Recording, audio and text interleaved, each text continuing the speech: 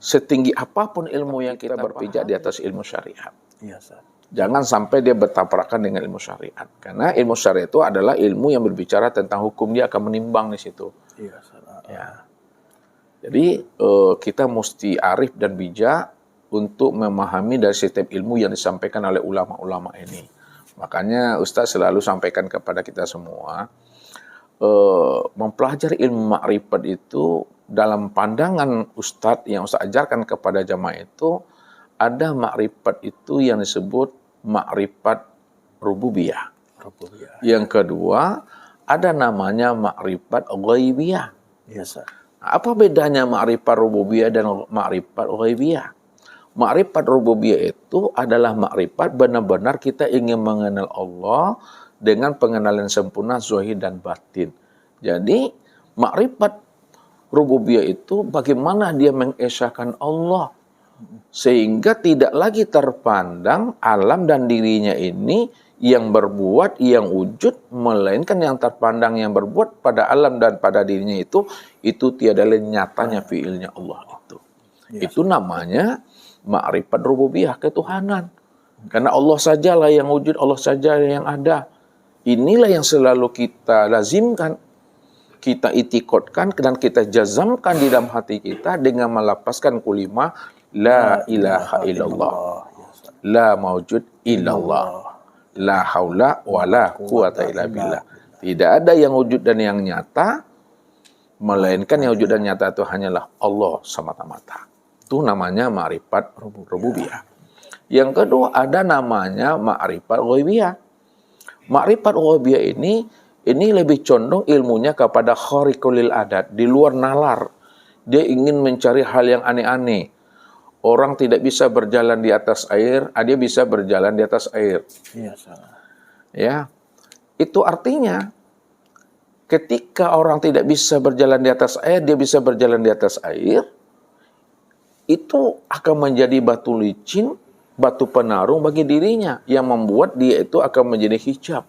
Sehingga ilmu ma'rifat yang dia cari selama ini bukanlah ingin menemui hakikat alam dan hakikat dirinya itu Allah, tapi dia mencari kepada suatu kesaktian khariqul adat, tahan baco, tahan kebal dan lain sebagainya itu. Ini yang disebut namanya ma'rifat ghaibiyah, itu mencari hal yang aneh-aneh sehingga tak mampu dia memandang di balik kekuatan itu yang terjadi pada alam, terjadi pada dirinya itu sebenarnya adalah bentuk anugerah Allah kepada dirinya.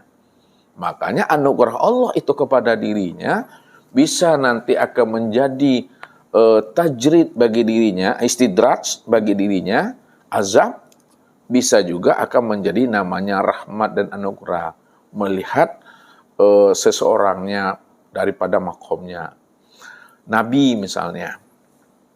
Nabi ada yang dibakar tak terbakar. Ya. Ya, Nabi Ibrahim. Ya, itu terjadinya itu karena ilmu hikmah.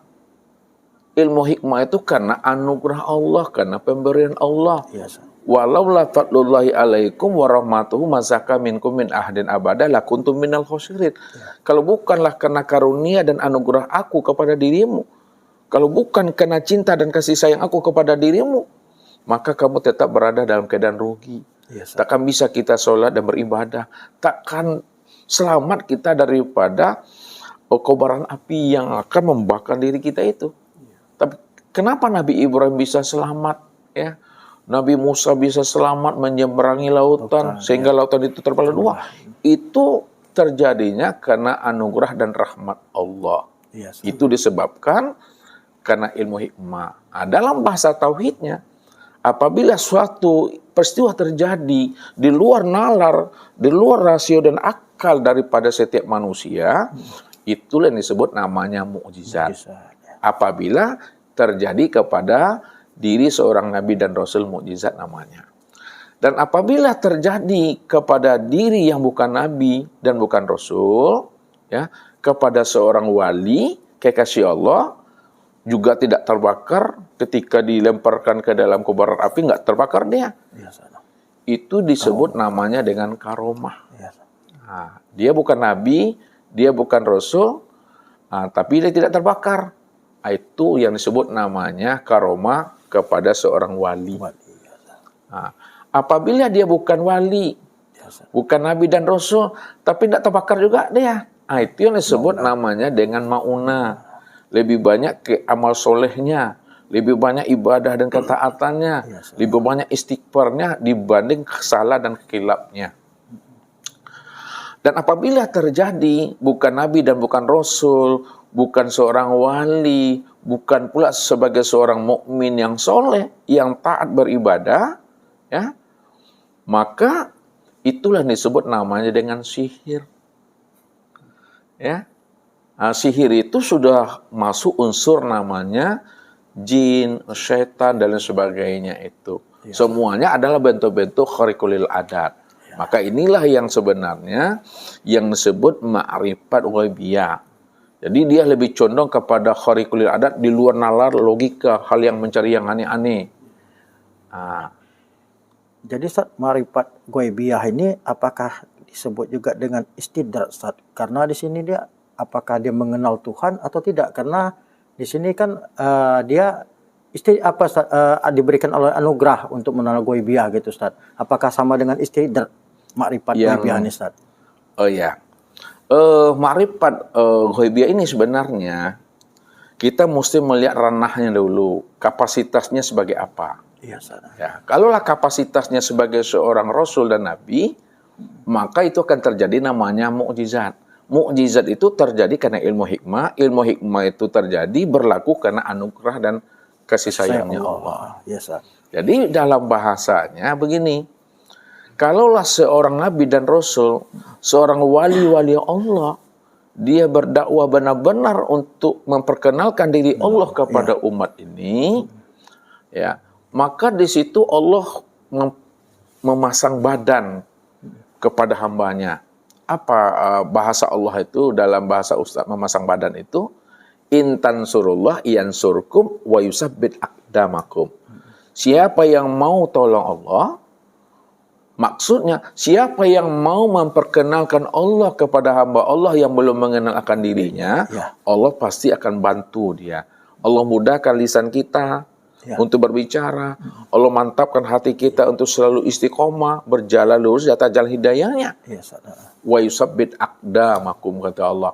Aku mantapkan jazam dan niatnya untuk selalu istiqomah dia menyampaikan kebenaran itu. Jadi kalau Allah yang menyuruh kita untuk berdakwah, memperkenalkan dirinya kepada umatnya, kepada hambanya, maka masalah keselamatan kita jangan dipikirkan, jangan disahkan Allah dah sudah. Kalau aku yang perintahkan kamu, keselamatan kamu itu di tangan aku, kata Allah. Jadi kita di situ bersifat sami'na wa ata'na. Makanya Nabi dan Rasul mana ada punya ilmu. Mana ada punya ilmu, dia hanya bersifat sami'na wa ta'na. Kalau dikatakan ilmunya ilmu sami'na wa ta'na, ilmu pasrah saja. Pasrah aja, Ustaz. Ya, ilmu patuh tuh. Makanya dikatakan inna auliya Allah minal mutakin. Sesungguhnya wali-waliku, para nabi dan para rasul, para kekasihku, semuanya itu adalah orang-orang yang patuh, orang yang penurut, hati dan jiwanya telah diserahkannya kepada Allah zahir dan batin itu sebenarnya. Jadi orang yang belajar ilmu ma'rifat rububiyah, maka itu akan mengikut.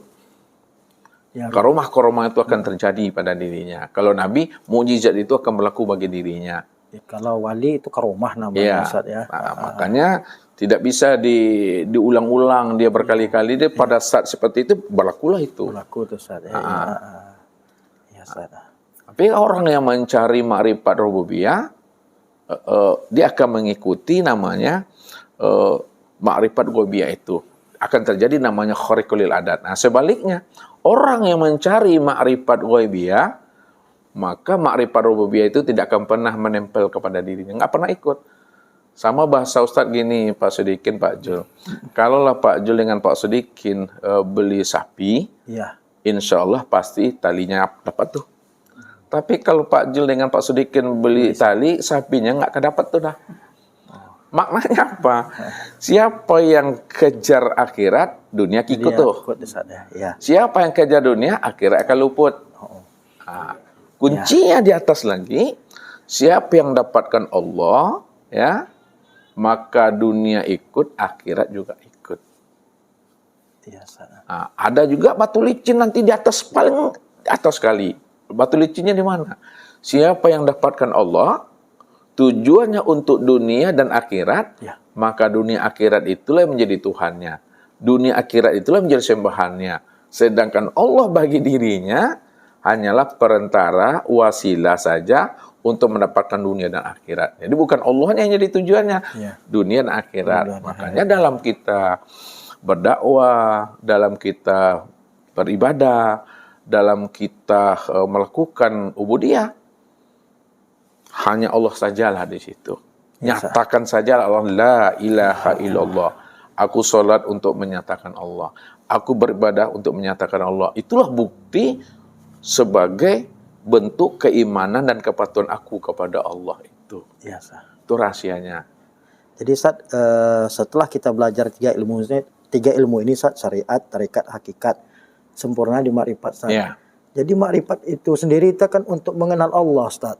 Iya, wasilah mengenal Allah. Wasilah mengenal Allah. Jadi Allah itu sendiri yang mana sebenarnya Ustaz? Allah itu sendiri yang mana sebenarnya Ustaz? Iya. Setelah kita kepada makrifat, ya, maka kita usul kepada Allah. Usul kepada Jadi bahasanya gini tadi. Syariat wasilah untuk sampai kepada tarekat. Ya. Tarekat ini wasilah untuk sampai kepada hakikat. Hakikat wasilah untuk sampai kepada makrifat. Makrifat inilah wasilah untuk sampai kita kepada Allah. Kalau udah sampai kepada Allah, ya, tidak ada lagi bahasa makrifat. Ya. Tidak ada lagi bahasa hakikat. Ya. Tidak ada lagi bahasa tarekat dan tidak ada lagi bahasa syariat. Ya. Ini bukan berarti kita meninggalkan syariat. Ya. Ini bukan berarti meninggalkan tarekat. Ini bukan berarti meninggalkan hakikat. Ya. Nah, tetap dia bersyariat, tetap dia bertarekat, tetap dia berhakikat, ya, tetap dia bermakrifat. Namun yang bermakrifat, berhakikat, bertarekat dan bersyariat hanyalah Allah semata-mata. Ya. Maka Allah itulah sebenarnya kesempurnaan makrifat, Allah itulah kesempurnaan hakikat, tarekat dan syariat. Nah, sekarang mana yang Allah itu? Ya. Nah, Allah itu adalah nama bagi dirinya. Nah, makanya Allah menjelaskan, Innani anallah, la ilaha illa ana. Sesungguhnya diriku ini bernama Allah. Jadi Allah sendirilah yang menamai dirinya dengan Allah. Itu maksudnya nama Allah itu bukanlah nama yang dihantarkan oleh makhluk. Nama yang diantarkan di luar daripada dirinya. Tapi nama Allah itu nama yang Allah beri terhadap dirinya sendiri. Dia yang memproklamirkan, dia yang menyatakan, mengumumkan, mengkhabarkan innani anallah. Aku ini bernama Allah. La ilaha illa ana. Tidak ada yang wujud dan yang nyata melainkan adalah aku. Nah, sekarang yang mana yang Tuhan itu yang bernama Allah? Nah, lihat. Tuhan yang bernama Allah itu, ya, itulah sebenarnya yang wujud. Ya, wujud itu yang lebih dahulu ada sebelum adanya hayat. Wujud dulu yang ada. Wujud lebih dahulu ada sebelum adanya hayat. Tidak mungkin ada hidup kalau tidak ada dirinya. Ya. Maka yang wujud itu adalah dirinya. Ya, maka disitulah dijelaskan Allah itu wajibal wujud. Wajib ada. Adanya Allah itu ada dengan sendirinya. Bukan diadakan lalu dia ada. Dia ada bukan karena adanya alam. Dia ada bukan karena adanya diri kita. Dia ada bukan karena adanya sesuatu. Karena Allah itu ada tidak pernah karena adanya alam, diri kita dan sesuatu. Dia ada dengan sendirinya. Qiyamu binafsihi. Qiyamu binafsihi. Itu wujud dulu.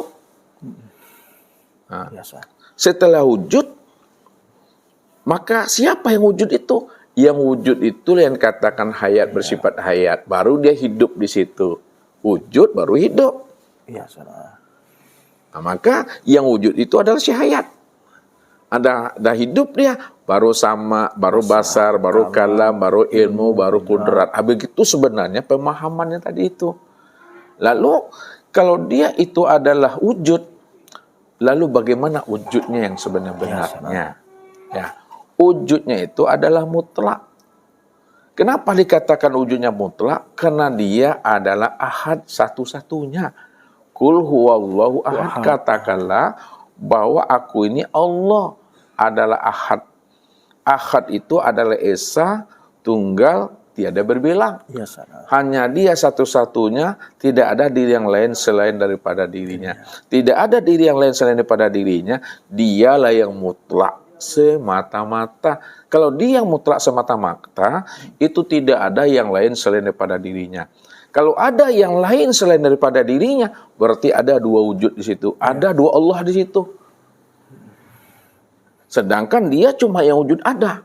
Kalau ada pula namanya makhluk, ada pula namanya hamba, ada pula namanya manusia, di luar daripada dirinya, sudah banyak Tuhan di situ, darah. Itu yang katakan syirik. Jadi, mengesahkan Allah itu benar-benar jangan sampai ada diri yang lain, jangan sampai ada wujud yang lain, jangan sampai ada rupa yang lain selain daripada dirinya. Kalau ada rupa yang lain, wujud yang lain, diri yang lain selain daripada dirinya, itu yang dikatakan syirik. Berarti sudah ada dua Tuhan di situ. Oh, berarti mutlak itu memang hanya dia semata, Ustaz ya. Dia murni semata. Itu, Ustaz ya.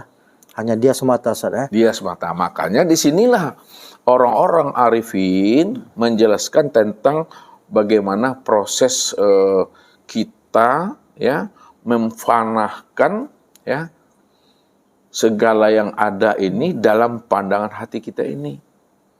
Makanya dijelaskan oleh orang-orang arifin, hapuskan sekalian alam, lenyapkan sekalian diri dalam pandangan hati.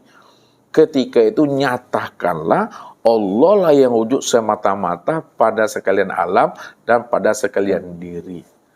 Itu artinya bahwa dialah yang wujud pada segala yang ada, dan segala yang ada itulah kenyataan daripada wujud dirinya.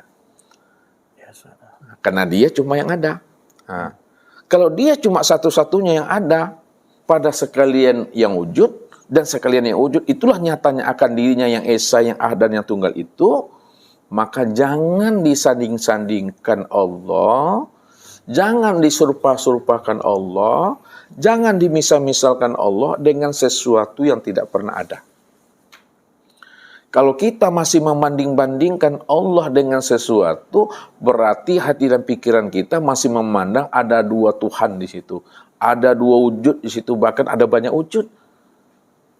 Kalaulah Allah cuma satu-satunya, apakah mungkin Allah satu-satunya itu disandingkan dengan sesuatu yang tidak pernah ada? Sesuatu tidak pernah ada. Ya, lalu kenapa pula Allah disandingkan dengan sesuatu yang tidak pernah ada? Iya, salah. Nah, kalau ada sesuatu, pahamilah sesuatu itu, itulah nyatanya akan wujud Allah yang tunggal semata-mata itu. Iya, salah. Oh, dikatakan Allah itu laisa. Benar, Allah itu laisa. Dia tidak sama seperti. Tidak pernah sama. Iya. Nah, ya, walaupun Allah itu laisa, tidak berbentuk dan tidak berupa, tapi pahamilah karena dia cuma satu-satunya, maka segala bentuk dan rupa itulah kenyataan nyatanya akan diri dan rupanya. Jadi kalaulah kita ada sampai kepada makna ahad, makna muwahhid, makna manunggaling, ya, maka di situ Nabi katakan, man arafallah kala lisanahu. Siapa yang telah mengenal Allah yang ahad, tunggal, esa, dia segala-galanya, dan segala-galanya itulah nyatanya akan dirinya, maka keluhlah lidah itu. Jadi, makrifat itu bukanlah pada lisan, bukanlah pada ucapan dan kata-kata. Makrifat itu pada diam. Diam yang bagaimana? Diam di dalam paham, paham di dalam kesadaran, sadarlah di dalam kepatuhan, patuh di dalam keimanan tadi. Jadi nggak bisa lagi diuraikan, nggak bisa lagi dijelaskan. Sebab kalau diuraikan kita sudah paham, diuraikan juga makin tak paham lagi. Ya. Sekarang kita berada di majelis. Ya. Nah, disebut juga yang mana yang majelis itu. Iya, Ustaz. Nah, maka nanti tertunjuk meja, Meja, kursi, karpet, dinding, dan tiang. Iya, Ustaz. Kalau ingin tahu juga kita namanya majelis, keluar kita dari majelis ini, Lihat baru namanya, nampak Ustaz. majelis. Iya. Itu maknanya. Kalau kita sudah paham namanya majelis, jangan diuraikan, jangan dijelaskan. Cukup dipandang, dipahami, dan disadari saja. Lihat saja lagi. Kalau kita ingin tahu Allah, keluarlah kita dari diri kita. Keluar kita dari keakuan kita. Itulah yang dikatakan, orang dah keluar dari keakuan dirinya, itulah yang disebut namanya orang yang telah mati. Artinya kita lenyapkan diri kita nih, Ustaz. Fanakalah diri kita nih, Ustaz. Seperti itu, Ustaz ya. Sehingga baru kita mampu melihat Allah itu. Begitu, Ustaz ya. Itulah pesan Nabi. Innakum lan tara rabbakum hatta tamutu. Kamu tidak akan pernah bisa melihat Allah tuh. Walaupun Allah tuh wujud, Iya, Ustaz. ya, nyata, terang dan jelas, nggak bisa kamu melihatnya hatta tamutu, sehingga kamu mati. Itu maknanya keluar kamu dari dirimu, keluar kamu dari keakuan dirimu, sadari sesadar-sadarnya bahwa kamu tidak pernah ada sejak dahulunya, sekarang maupun yang akan datang. Jadi tidak adanya kita ini bukan sekarangnya tidak ada. Dari sejak dahulu, sekarang maupun yang akan datang kita nggak pernah ada. Yang ada dari sejak dahulu, sekarang maupun yang akan datang hanya Allah semata-mata. Ini yang mesti dipahami. Jadi rumusan dibuat oleh para ulama kasab itu yang disebut dengan suhudul wahdah bil kasroh, suhudul kasroh bil wahdah, suhul wahdah bil wahdah. Ya, pandang yang satu tanpa yang banyak, pandang yang banyak tanpa yang satu, pandang yang satu tanpa yang satu. Jadi memandang itu tetap kepada yang satu. Sehingganya apa kata Allah? Walillail masyriq wal maghrib fa innamat walu pasama wajhullah. Ya. Barat dan timur ini aku yang punya. Kemanapun kamu hadapkan wajahmu, disitulah nyatanya wajah aku. Karena aku sudah meliputi segala sesuatu.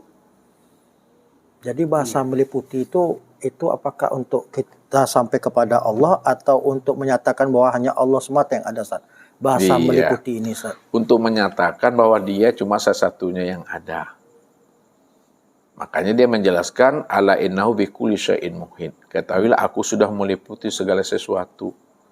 Iya, bahwa tidak ada segala sesuatu yang tidak ada nyatanya Allah di situ. Bahkan yang menjadikan sesuatu itulah yang jadi sesuatu. Oh, itu dasar yang menjadi sesuatu, Ustaz. Iya. Nah, jadi itu bahasa syariat sebenarnya. Iya, Ustaz. Nah, bahasa hakikatnya mana yang dikatakan sesuatu, mana yang dikatakan alam, mana yang dikatakan makhluk, mana yang dikatakan hamba. Yang dikatakan hamba, makhluk, alam, dan sesuatu itu adalah Muhammad. Nah, kalaulah alam, hamba, sesuatu, makhluk itu adalah Muhammad, jangan berhenti pada Muhammad itu. Pahamilah siapa Muhammad itu. Muhammad itu adalah wujud Allah. Muhammad itu adalah zahirnya Allah. Muhammad itu kenyataan Allah. Iya, Ustaz. Makanya Allah dengan Muhammad jangan dipisah ceraikan. Muhammad dengan Allah jangan dipisah ceraikan. Satu dia itu. Jadi kalau dibahasakan Allah dengan Muhammad, Muhammad itu adalah tubuhku, Allah itu adalah ruhnya. Muhammad itu adalah zahirnya, Allah itu adalah batinnya. Itu mamanya. Muhammad itu adalah sifatnya, Allah itu adalah zatnya. Nah, Muhammad itu adalah kelakuannya, Allah itu adalah dirinya. Satu tuh. Allah itu namaku, Muhammad itu wujud daripada diriku. Isa itu. Jadi sejak dahulunya Allah dengan Muhammad ini nggak pernah dua. Penyebutannya aja dua, hakikatnya satu itu. Hakikatnya satu, Ustaz. Hakikatnya satu. Iya, Ustaz. Baik, Ustaz. Lalu, Ustaz, kapan Allah itu bernama, itu bagaimana kita memahami, Ustaz? Ya. Kapan Allah bernama? Allah tuh bernama ketika dia sudah zohir, ketika dia sudah nyata, ketika dia sudah bertajalli, ketika dia telah memperkenalkan dirinya. Itulah bernama Allah. Iya, disitulah dia baru bernama Allah. Makanya Di dalam hadis qudsi itu dikatakan Allah, kuntu kanzan mahfiyan wa ahbabtu an u'rafa wa khalaqtul khalqa li'arifani. Iya. Aku adalah perbendaharaan yang tersembunyi. Iya.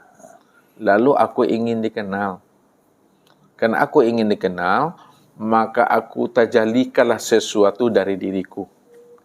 Aku zahirkan sesuatu dari diriku. Aku tampakkan sesuatu dari diriku. Bahasa syariatnya, aku ciptakan, aku jadikanlah sesuatu dari diriku sendiri. Nah, supaya yang aku jadikan itu, yang aku ciptakan itu dari diriku, supaya dia mampu mengenal aku, akulah sebenarnya yang wujud dan nyata pada dirinya. Lalu mana yang ditajalikan, mana yang diciptakan dan dijadikan, supaya yang diciptakan dan dijadikan dari dirinya itu, dia bisa mengenal Allah yang wujud dan nyata pada dirinya. Itulah nur itu sebenarnya. Makanya ketika nur itu tercipta, nur itu dah zahir, disitulah Allah bertanya kepada tajalinya, kenal nggak tajalinya itu? Siapa sebenarnya aku ini? Maka disitulah Allah mengatakan, man ana wa man anta. Siapa diriku dan siapa dirimu. Arti saat itu terjadi dua diri itu Ustaz ya. Ya, Allah menguji. Ya, benarkah tajali aku ini dia mengenal aku? Akulah sebenarnya yang nyata pada dirinya. Aku ini yang sebenarnya dirinya. Disinilah dia akan menzahirkan ilmu di situ. Maka nur itu duduknya di sifat. Sifat itulah disebut namanya ilmu. Maaf Ustadz, Ya. di dalam Ustadz menciptakan lagu itu ada bait yang berbunyi bahwa tidak ada yang mampu mengenal aku kecuali aku.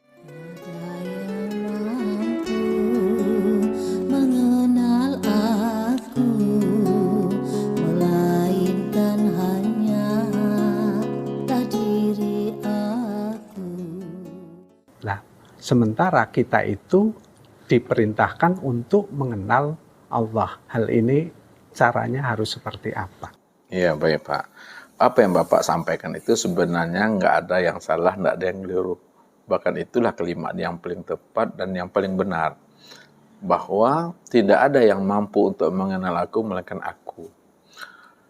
Itu maknanya. Karena Allah cuma yang wujud, Allah cuma yang ada semata-mata. Karena tidak ada wujud yang lain selain daripada dirinya, maka dialah yang tahu tentang dirinya yang sebenar-benarnya. Di luar dirinya itu tidak pernah ada. Kalau ada di luar dirinya itu, itulah yang dikatakan namanya cermin untuk memandang dan melihat akan dirinya.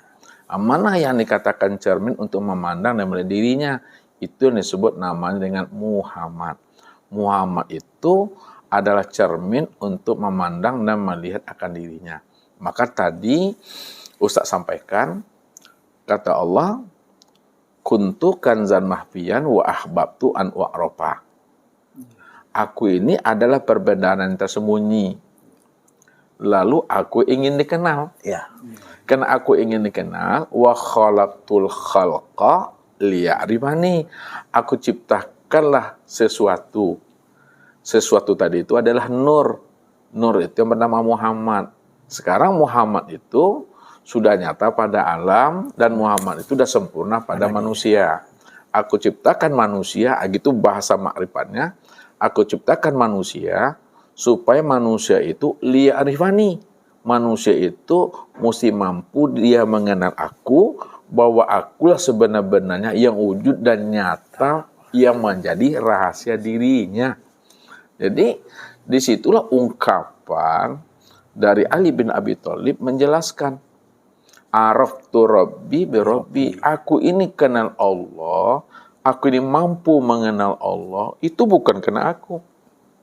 Akan tetapi aku mampu mengenal Allah, itu karena Allah. Allah yang memberitahukannya kepada aku, setelah itu baru aku mampu mengenalkan Allah. Begitu juga Rasulullah mengutarakannya itu. Ya.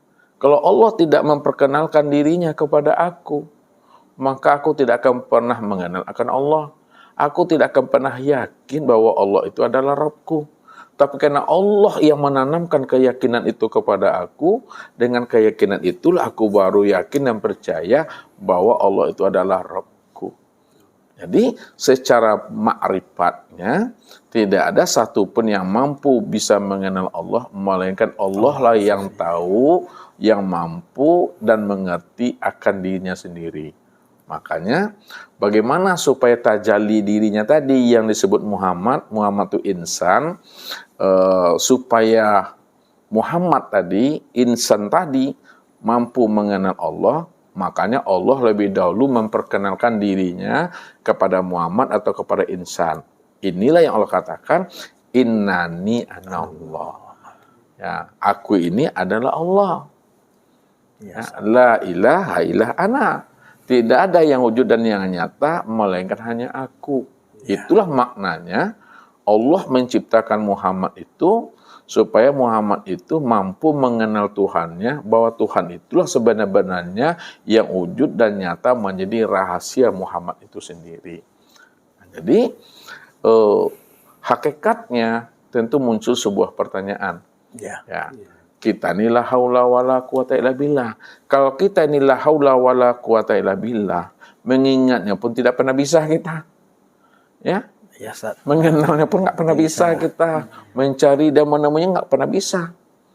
Nah, tapi kenapa kita bisa mengingat, bisa kita mengenal? Itu karena Allahnya. Allahnya yang memberi hidayah, Allahnya yang memberi petunjuk, Allahnya yang membukakan rahasia nur dirinya kepada orang yang dia pilih. Itu dia, Ustaz, ya. Nah, jadi orang yang dia pilih itulah sebenar-benarnya orang itu mampu mengenal akan Tuhannya. Jadi dia mengenal Tuhan, dia mengenal Allah itu karena Allah, bukan karena dirinya. Jadi segala sesuatu yang kita pelajari, janganlah disandarkan diri kepada usaha dan kemampuan kita. Jangan disandarkan diri kepada ilmu kita, dan jangan pula disandarkan diri kepada ma'rifat kita. Kenapa demikian? Usaha kita, ikhtiar kita, ilmu kita, ma'rifat kita tidak akan pernah mampu ya menghantarkan diri kita itu untuk bisa wusul mengenal akan Allah. Nah, kalaulah diri kita, usaha kita, ilmu kita, dan makrifat kita tidak bisa menghantarkan kita ini wusul kepada Allah, itu maknanya sandarkanlah diri, usaha, ikhtiar, ilmu, dan makrifat kita itu hanya kepada Allah. Inilah suatu penekanan Allah kepada kita ini. Apa kata Allah? Dalam sebuah hadis qudsi itu, siapa yang datang kepadaku membawa amal-amalnya, maka amalnya yang dia perbuat selama ini, itu akan aku hisab, kata Allah. Nah, jadi siapa yang datang menghadap kepadaku membawa amalnya, membawa ibadahnya, segudang amal, segudang ibadah, ingat kata Allah, seluruh amalmu itu akan aku hisab tuh. Nah, siapa yang datang kepada aku membawa ilmunya, maka ilmunya itu juga akan aku tanya. Dan siapa yang datang menghadap aku dengan ma'rifatnya juga aku tanya, Tuhan, benarkah dia mengenal aku atau tidak? Tapi apa kata Allah sebaliknya? Siapa yang datang kepada aku, membawa diriku, maka tidak akan aku tanya. Tidak aku hisab, itu urusan dan hak aku itu, kata Allah.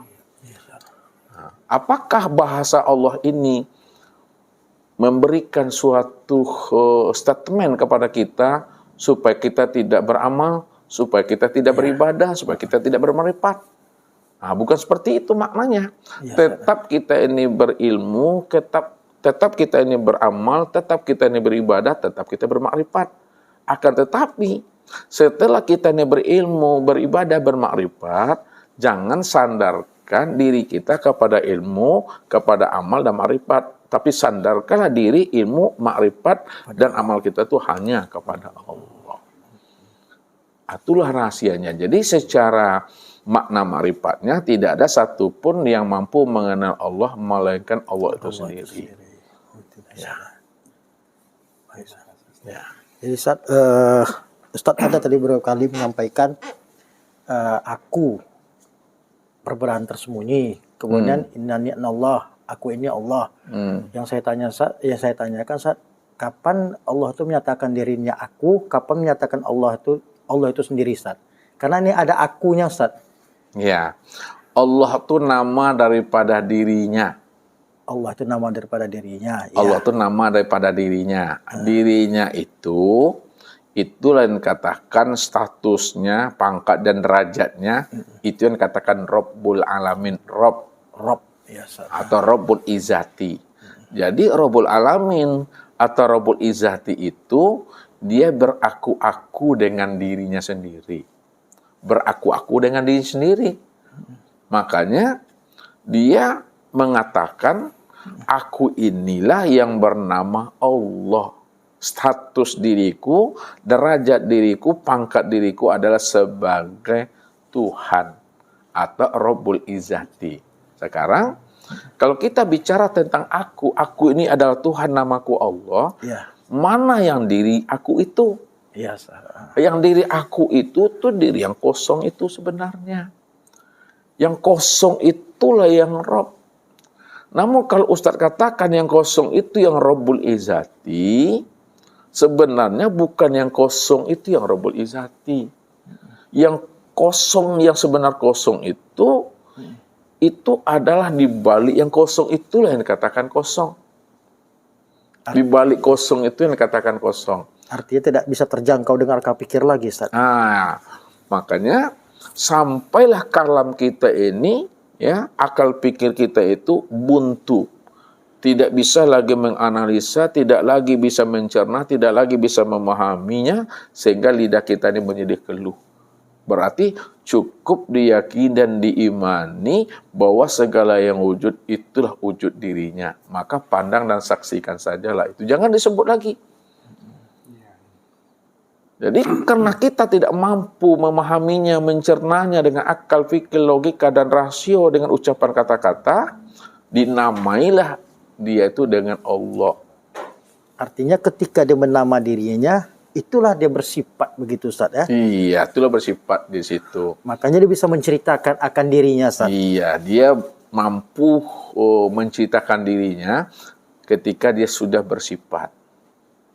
Ya, Ustaz. Artinya bersifat tadi, dia ingin dikenal tuh udah bersifat tuh dah. Dia ingin mengetahui siapa aku ini. Kalau dalam bahasa kajinya diambil dengan rasa, kalau aku ini adalah Allah, Ya, Ustaz. siapa hambaku? Ya, Ustaz. Ya. Kalau aku ini hamba, siapa Allah? Dua wujud jadi seperti Ustaz. Begitu Ustaz. Ya? Begitulah dia ingin menzahirkan tentang dirinya, karena dia ingin bercerita. Kalau dia tidak bercerita dan ceritanya tidak dizahirkan, maka tidak ada namanya alam. Tidak ada namanya Nur Muhammad. Hanya dia situ. Ya tidak adalah cerita dan sandiwara di situ. Tidak ada lagi namanya surga dan nerakanya. Dia saja di situ. Makanya kehidupan yang kita lalui, ya, awal sampai akhir, zahir dan batin ini sebenarnya cerita Allah sendiri. Kita mana punya cerita? Yang punya cerita Allah. Maka Allah lah yang menjalankan ceritanya sendiri dalam bentuk rupa wujud yang berbeda. Ada namanya malaikat, ada namanya iblis, ada namanya manusia, ya, Iya, Ustaz. ada namanya jin, ada namanya makhluk yang disebut namanya tumbuh-tumbuhan dan lain sebagainya. Maka kita mesti mampu memandang tajali-tajali Allah, ya, yang berganti bentuk dan rupa dengan nama yang berbeda-beda. Tetap Allah juga kita pandang di situ. Tetap Allah juga yang dipandang di situ. Itu yang namanya cerita dan sandiwaranya Allah.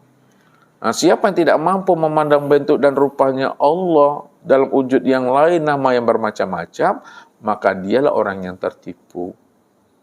Tapi siapa yang sudah mampu mengenal aku dalam bentuk rupa yang berbeda, wujud yang lain, nama yang berbagai-bagai, mulai dari yang besar maupun kepada yang kecil dan yang halus, dia mampu, itu adalah kenyataan nyatanya diriku, Ya. maka di situ dia tidak akan pernah tertipu dengan aku, kata Allah.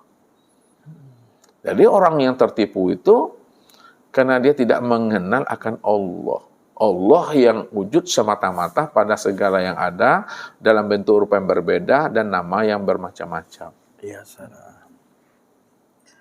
Jadi antara aku sama insan kamil mukamil itu sama rupanya nih, Ustaz ya. Iya, insan kamil mukamil itu udah zahirnya. Insan zahirnya, Ustaz ya. Tapi hakikatnya sebenarnya adalah aku. Iya, aku. Aku yang Ahmad, aku yang Muhammad. Aku yang Adam, aku yang insan. Ahmad itu maknanya Allah Muhammad. Iya, Ustaz. Nah, Ahmad terpuji, Muhammad memuji. Maka dialah yang terpuji dan dia pula lah yang memuji. Jadi- Maknanya dialah yang memuji dirinya sendiri, ya. dengan dirinya sendiri. Jadi antara aku dan Ahmad itu kapan itu terjadi, Ustaz? Karena itu muncul lagi namanya Ahmad, Ustaz. Apakah itu dalam keadaan batin maka disebut dia Ahmad atau bagaimana, Ustaz? Iya, itu dalam keadaan batin di alam nazarnya masih di azalinya tuh. Di alam azalinya, di alam batin tuh. Di alam kekosongan itulah. Di alam dia, Ustaz. kekosongan. Itu yang disebut namanya alam nazarullah. Sebelum dia menciptakan sesuatu, sebelum dia menjadikan sesuatu, sebelum dia menciptakan alam semesta ini, Iya, Ustaz. dia sudah berpikir di alam pikirnya sendiri. Ini yang disebut namanya alam nazarullah atau alam azali namanya. Nah, jadi coba dipelajari, dipahami lagi alam nazarullah itu, alam pikir Allah. Nah, ada namanya alam azali, Azali, ya. ya. Ada namanya alam tanzizi muhaddas. Ada namanya alam tanzizi muqaddar. Dari mana tiga alam ini asalnya? Nah, tiga alam ini asalnya dari alam Baitul Ma'mur, dari alam Rahfrab, dan dari alam Al-Mala'il A'la. Itu yang disebut namanya alam Tuhan. Itu yang katakan alam pikir Tuhan. Itu yang disebut namanya alam nazarullah. Kalau diterjemahkan alam nazarullah itu disebut namanya alam imajinasi Tuhan. Tuhan berimajinasi berarti, Ustaz. Iya. Iya, Ustaz. Jadi sebelum dia menciptakan, sebelum dia menjadikan, dia sudah berimajinasi. Itulah bahasa yang mudah dipahami. Dia sudah berpikir. Misalnya malam ini, malam ini kita akan melaksanakan suatu acara, Iya. akan menghadiri jemaah, mengundang masyarakat 100 orang. Iya. Kita sudah bernazar di dalam pikiran kita, sudah kita beride, sudah berimajinasi. Kalau kita akan mengundang orang, masyarakat 100 orang, berapa air minum kita sediakan? Berapa kilo nasi yang mesti kita tanak, kita Iya, masak? Ustaz. Itu sudah kita pikirkan, tapi dia belum zahir. Masih dalam imajinasi. Setelah mantap imajinasi kita, alam pikir kita, sekian banyaknya orang datang, sekian minuman, sekian nasi, sekian sambal, baru dizahirkan dia. Jadi apa yang dipikirkan itu betul-betul nyata dan zahir dilaksanakan. Begitulah Allah sebenarnya. Jadi sebelum Allah menciptakan sesuatu itu, dia sudah berpikir lebih dahulu. Kalau aku ciptakan sesuatu nanti dia ngaku Tuhan. Iya, Dia yang mengaku aku. Ya. Tapi kalau tidak aku ciptakan, tidak ada pula yang mengatakan aku ini Allah. Iya, Ustaz. Tidak ada pula yang membesarkan yang memuji aku. Iya, Ustaz. Oh, mau dia mengaku Tuhan atau tidak, ini adalah cerita dan sandiwara aku. Aku akan sempurnakan itu. Dizahirkan Allah. Rupanya terjadilah tuh. Man anta wa man ana. Siapa engkau dan siapa aku? Anta, anak-anak engkau ya engkau, aku ya aku. Rupanya apa yang dipikirkan Allah itu memang betul-betul terjadi. Dia membantah. Engkau ya engkau, aku ya aku. Iya, Ustaz. 3 kali Allah bertanya, 3 kali pula dia menjawab dengan jawaban yang sama. Nah, ini sebenarnya cerita Allah. Cerita Allah. Karena apa yang terjadi ini sudah dipikirkan Allah sebelumnya. Begitu memahaminya. Iya, Ustaz. Kemudian Ustaz, tadi Ustaz ada menyatakan bahwasannya itu ada 3 alam, Ustaz. Alam Rob, kemudian alam Al-Mali'ala, kemudian alam Baitul Ma'mur, Ustaz. Itu alam itu memang berada di alam azali atau memang sudah jauh sebelumnya sudah ada gitu, Ustaz? Iya, gini memahaminya itu. Rafrob, ya, Al-Mali'ala, Baitul Ma'mur. Itu bukan disebut alam azali, nama itu alam nazarullah. Alam pikir Allah. Alam pikir Allah. Jadi alam pikir Allah itu 3 itu cuma. Nah, di atas itu al-mala'il a'la. Ya. Di bawah al-mala'il a'la itu raf-raf. Raf-raf, Di bawah ya. raf-raf itu namanya Baitul Ma'mur. Ya. Jadi dari mana turunnya ya alam azali itu? Nah, alam azali itu turun itu dari alam raf-raf. Oh, dari alam roh. Nah, yang kedua namanya alam suluhil qadim. Alam suluhil qadim itu turunnya dari mana? Itu dari alam al-mala'il a'la. Yang ketiga namanya alam tanzizi muqaddar atau tanzizi muhaddas, sama juga itu dari alam Baitul Ma'mur. Ketiga alam itu yang disebut namanya alam nazarullah atau alam pikir Allah. Ya, Belum ada sesuatu lagi. Ya, Jadi ilmunya seluruh apa yang ada di muka bumi ini semuanya berasal dari 3 alam itu sebenarnya. Kita lihat benda, ya, emas, semuanya, bumi, gunung itu dari alam mana dia itu? Itu adalah dari alam Baitul Ma'mur. Makanya kebendaan yang ada di muka bumi ini itu dari alam Baitul Ma'mur. Contohnya, Ustaz? Maksudnya, Ustaz? Inilah namanya dunia. Sesuatu Inilah gitu, namanya. Ustaz, ya? Iya. Nah, kemudian yang namanya hukum atau namanya ilmu. Ya. Ilmu, ya segala ilmu itu turunnya dari alam raf-raf, itu ilmu tuh. Apapun ilmu yang kita tuntut, apapun ilmu yang kita pelajari, ya, maka itu dari alam raf-raf. Sekarang apapun hukum yang kita pelajari, apapunlah nama hukumnya, yang kita kenal maupun yang tidak kita kenal, Ya, itu berasal daripada alam al-mala'il a'la.